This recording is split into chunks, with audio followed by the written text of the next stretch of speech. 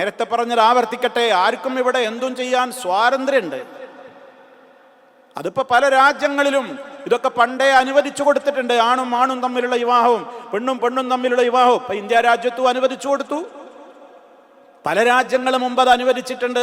10-25ഓളം രാജ്യങ്ങൾ, 27ാമത്തെ രാജ്യമാണ് ഇപ്പൊ ഇന്ത്യ എന്നാണ് പറയപ്പെടുന്നത്. അതൊക്കെ ഓരോ രാജ്യങ്ങൾ ചെയ്തോട്ടെ. നെതർലാൻഡിലാണ് ആദ്യമായിട്ട് ഇങ്ങനെ സ്വവർഗാനുരാഗികൾക്ക്, ജോഡികൾക്ക് വിവാഹത്തിനുള്ള അനുവാദം ആദ്യമായി നൽകിയ രാജ്യം എന്നാണ് പറയപ്പെടുന്നത്. ആ പാത പിൻപറ്റിക്കൊണ്ട് പലരും അനുവാദം കൊടുത്തിട്ടുണ്ട്. അതൊക്കെ അവരുടെ സ്വാതന്ത്ര്യം. പക്ഷെ ഇതൊന്നും മനുഷ്യത്വപരമായ ഒരു രീതിയാണെന്നോ സമൂഹത്തിന് ഇതുകൊണ്ട് ഒരു പ്രശ്നവും വരാനില്ല എന്നൊന്നും ആരും തെറ്റിദ്ധരിക്കരുത്. ഇതൊക്കെ നീചമാണ്, ഇതൊക്കെ നികൃഷ്ടമാണ്, ഇത് പ്രകൃതി വിരുദ്ധമാണ്. അള്ളാഹു നിശ്ചയിച്ചിട്ടുള്ള പ്രകൃതിയുടെ താളം തെറ്റിക്കുമ്പോൾ അവിടെ അതിൻ്റെതായ ഗുരുതരമായ പ്രത്യാഘാതങ്ങൾ വമ്പിച്ച തോതിൽ മാറാവ്യാധികളായും മറ്റു പല വിധത്തിലുള്ള പരീക്ഷണങ്ങളായും കൊണ്ട് ലോകത്ത് സംജാതമാകുമെന്ന കാര്യത്തിൽ ഒരിക്കലും നമ്മൾ സംശയിക്കേണ്ടതില്ല. എന്നിട്ടും അതിനെയൊക്കെ ന്യായീകരിക്കുന്ന ഒരവസ്ഥയാണെന്ന് സമൂഹത്തിൽ കണ്ടുകൊണ്ടിരിക്കുന്നത്. ഇവിടെ സമൂഹത്തിൽ ഏതെങ്കിലും ഒരാളുകൾക്ക് പ്രകൃത്യാ തന്നെ അവരുടെ ജനനത്തിൽ തന്നെ ആ വിധത്തിലുള്ള ട്രാൻസ്ജെൻഡർ വിഭാഗം, ഇതിൽ പറയുന്ന ഒരു വിഭാഗമാണ് LGBT എന്ന് പറയുന്ന, ഈ ടി എന്ന് പറയുന്ന ട്രാൻസ്ജെൻഡർ വിഭാഗമാണ്. അതിൽ തന്നെ പുരുഷന്മാരെ സംബന്ധിച്ചിടത്തോളം ട്രാൻസ്മാൻ, ട്രാൻസ് പുരുഷൻ, അതുപോലെ ട്രാൻസ് വിമൺ, ട്രാൻസ് ലേഡി, അങ്ങനെ ഒരു വിഭാഗം ആളുകൾ. പ്രകൃത്യാ തന്നെ ആ നിലക്കുള്ള ചില പ്രയാസങ്ങൾ ഉള്ള ആളുകൾ, അവരുടെയൊക്കെ വിധിവിലക്കുകളിൽ പല കാര്യങ്ങളിലും അവർക്കുള്ള ഇളവുകളും നിയമങ്ങളും ഒക്കെ ഇസ്ലാം തന്നെ പറഞ്ഞിട്ടുണ്ട്. ഒരാളുടെ ശരീരത്തിൽ രണ്ടാളുടെയും അവയവങ്ങൾ ഉണ്ടാകുന്ന ഒരവസ്ഥ, രണ്ട് വിധത്തിലുള്ള ലിംഗങ്ങളും ഉണ്ടാകുന്ന ഒരവസ്ഥ, അതൊക്കെ ജന്മനാ ഉണ്ടാകുന്ന ചില അത്തരത്തിലുള്ള ആളുകളുടെ അവകാശങ്ങളെക്കുറിച്ച് അത് നിഷേധിക്കണമെന്നോ അത്തരത്തിലുള്ള ആളുകളെ സമൂഹത്തിൽ നിന്ന് മാറ്റി നിർത്തണമെന്നോ അവരെ പീഡിപ്പിക്കണമെന്നോ എന്ന് മൊത്തത്തിൽ കാടടച്ച് വെടിവെക്കുകയല്ല ഈ LGBT സംസ്കാരത്തെ എതിർക്കുന്നതിലൂടെ നമ്മൾ ഉദ്ദേശിക്കുന്നത്. അങ്ങനെ ആരും ദുർവ്യാഖ്യാനിക്കരുത്, അങ്ങനെ ആരും ദുർവ്യാഖ്യാനിക്കരുത്. ഇസ്ലാം അത്തരത്തിൽ ജന്മനായുള്ള അവരുടെ കുഴപ്പം കൊണ്ടല്ലാതെ, അവർ ജനിച്ചത് വീണപ്പോൾ തന്നെ അങ്ങനെയാണ് അവരുടെ ശരീരപ്രകൃതമെങ്കിൽ അവരെ പരിഹസിക്കുവാനോ അവരെ ആട്ടിയോടിക്കുവാനോ അവരുടെ മേൽ അനീതി ചെയ്യുവാനോ ഒരിക്കലും ഇസ്ലാം പറഞ്ഞിട്ടില്ല. അവർക്ക് അവരുടേതായ നിയമങ്ങളൊക്കെ പറഞ്ഞുകൊണ്ട് അനുഭാവപൂർവ്വം അവരെ പരിഗണിക്കുകയേ ചെയ്തിട്ടുള്ളൂ. ഇതല്ല കേസ്, ഇതല്ല പ്രശ്നം. ഇത് LG എന്ന് പറയുന്ന ഈ ഭാഗം ഉണ്ടല്ലോ, ഒന്നെന്താണ് പെണ്ണും പെണ്ണും, അതെന്താ ആണും ആണും തമ്മിൽ ഒരു കുഴപ്പമില്ല, ശാരീരികമായിട്ട് ഒരു കുഴപ്പമില്ല, പെണ്ണെന്നെയാണ്, പക്ഷെ അവൾക്ക് പെണ്ണിനെ മതി. ആണെന്നെയാണ്, ശാരീരികമായിട്ട് വേറെ ഒരു പ്രശ്നമല്ല, അവൾക്ക് ആണെന്നെ മതി.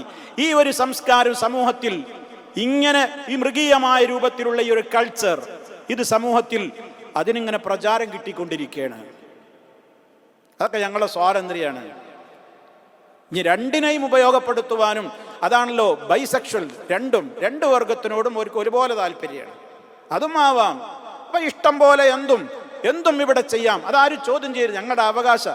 ഇതുകൊണ്ടാണ് ഞാൻ നേരത്തെ സൂചിപ്പിച്ചത്, ഈ വിഭാഗത്തിന്റെ ഓരോ വാദങ്ങളും ഇങ്ങനെ അംഗീകരിച്ചുകൊണ്ട് നിയമങ്ങൾ മാറ്റുകയാണെങ്കിൽ പ്രിയമുള്ളവരെ, ഇതൊക്കെ എവിടം കൊണ്ടാ അവസാനിക്കുക? ഒരാൾക്ക് തോന്നാണ് സ്വന്തം മാതാവുമായിട്ടുള്ള ബന്ധമാണ് എനിക്ക് വേണ്ടത്. അവൻ്റെ അവകാശമല്ലേ, അവൻ്റെ അവകാശത്തിനെ നമ്മൾ മാനിച്ചു കൊടുക്കണ്ടേ? അപ്പൊ നയം മാറ്റേണ്ട, ഉമ്മയോട് ബന്ധപ്പെടാം. ഒരു സ്ത്രീക്ക് തോന്നാണ് എൻ്റെ ഉപ്പയോടാണ്, അവൾക്ക് ഉപ്പാനോട് പിതാവിനോടാണ് താല്പര്യം, അല്ലെങ്കിൽ ഒരു ആങ്ങളക്ക് പെങ്ങളോടാണ് താല്പര്യം, ഒരു പെങ്ങൾക്ക് ആങ്ങളയോടാണ് താല്പര്യം, ഒരാൾക്ക് മരിച്ചു കിടക്കുന്ന ശവത്തോടാണ് താല്പര്യം. ശവരതി, യുക്തിവാദികൾക്ക് ഒന്നും പ്രശ്നമില്ലല്ലോ. ശവരതി,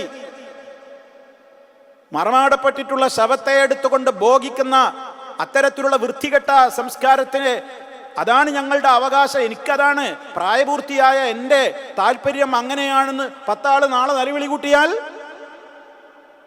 അവർക്കൊരു സംഘടന ഉണ്ടാക്കി ശവരതിക്കാർ എന്ന് പറഞ്ഞിട്ട് അങ്ങാടിയിൽ അവർ ധർണയും പ്ലക്കാർഡുകളും ഏന്തിക്കൊണ്ട് അവരും അവകാശത്തിന് വേണ്ടി മുറവിളി കൂട്ടിയാൽ ഈ ന്യായം പറയാൻ പറ്റുമോ? ഏത് ന്യായം?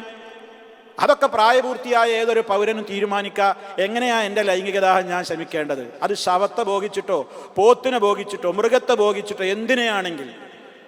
അപ്പൊ മൃഗരതി, അതുപോലെ തന്നെ ശവരതി, ഇങ്ങനെയൊക്കെയുള്ള സംസ്കാരങ്ങളിലേക്ക് മനുഷ്യർക്ക് പോയിക്കൊണ്ടിരിക്കുന്ന ഒരവസ്ഥ. ആരുമായും എന്തും ആവാമെന്ന് പറയുന്ന യുക്തിവാദികളുടെ നേതാക്കൾക്കൊക്കെ അങ്ങനെയാണ്. ശവത്തെ ഭോഗിക്കുക അങ്ങനെ, സ്വന്തം മാതാവോ കുഴപ്പമില്ല, സ്വന്തം പിതാവിനോട്ടോ കുഴപ്പമില്ല, പെങ്ങളാണോ കുഴപ്പമില്ല, ആങ്ങളെയാണോ കുഴപ്പമില്ല, അതൊന്നും പ്രശ്നമേ അല്ല. ശവരതി എല്ലാം മൃഗരതി അതൊന്നും ആവാം. ഇങ്ങനെ പോയാൽ ഇവിടെ മനുഷ്യത്വം എന്ന് പറയുന്ന അവസ്ഥക്ക് എന്താണ് സംഭവിക്കാൻ പോവുക എന്നുള്ളത് വളരെ വിനയത്തോടുകൂടെ ആവശ്യപ്പെടുന്നു. പ്രിയമുള്ളവരെ, ബുദ്ധിയുള്ള, തൻ്റെ ഇടമുള്ള, വിവേകമുള്ള ആളുകൾക്ക് ഇതൊക്കെ ഉൾക്കൊള്ളാനാകുമോ? ഇവിടെയാണ് നമ്മൾ ഇസ്ലാമിൻ്റെ ഈ വിഷയത്തിലുള്ള കണിശമായ, അതിലേക്ക് മനുഷ്യനെ ബന്ധപ്പെടുത്തുന്ന ഓരോ വാതിലുകളും ഇസ്ലാം അടച്ചു എന്നാണ് നമ്മൾ മനസ്സിലാക്കേണ്ടത്. സുഹൃത്തുക്കളെ, നമ്മൾ കഴിഞ്ഞ ക്ലാസ്സിൽ പറഞ്ഞു, വ്യഭിചാരത്തെ നിഷിദ്ധമാക്കിയതോടൊപ്പം വ്യഭിചാരത്തിലേക്ക് മനുഷ്യനെ അടുപ്പിക്കുന്ന എല്ലാ വാതിലുകളും ഇസ്ലാം അടച്ചു കളഞ്ഞിട്ടുണ്ട്.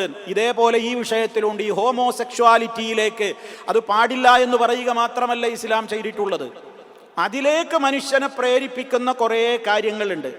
അതിലേക്ക് എത്തിച്ചേരുന്നത് പെട്ടെന്നല്ല. മനുഷ്യൻ വളരുന്നവൻ്റെ പാരമ്പര്യം, അവൻ്റെ ചുറ്റുപാട് അവനെ സ്വാധീനിക്കുകയാണ് ഈ കാര്യത്തിൽ എന്നുള്ളതിൽ ഒരു തർക്കമല്ല. അതുകൊണ്ട് അത്തരത്തിലുള്ള ആ പാതയിലേക്ക് മനുഷ്യൻ പോകാതിരിക്കാൻ ധാർമ്മികമായി അവന് ചില നിർദ്ദേശങ്ങൾ ഇസ്ലാം നൽകുന്നുണ്ട് എന്ന് നമ്മൾ വളരെ കൃത്യമായി മനസ്സിലാക്കി കഴിയുമ്പോൾ നമുക്ക് മനസ്സിലാക്കാം, ഈ വിഷയത്തിൽ ഇസ്ലാമിന് കൃത്യമായ കാഴ്ചപ്പാടുണ്ട്.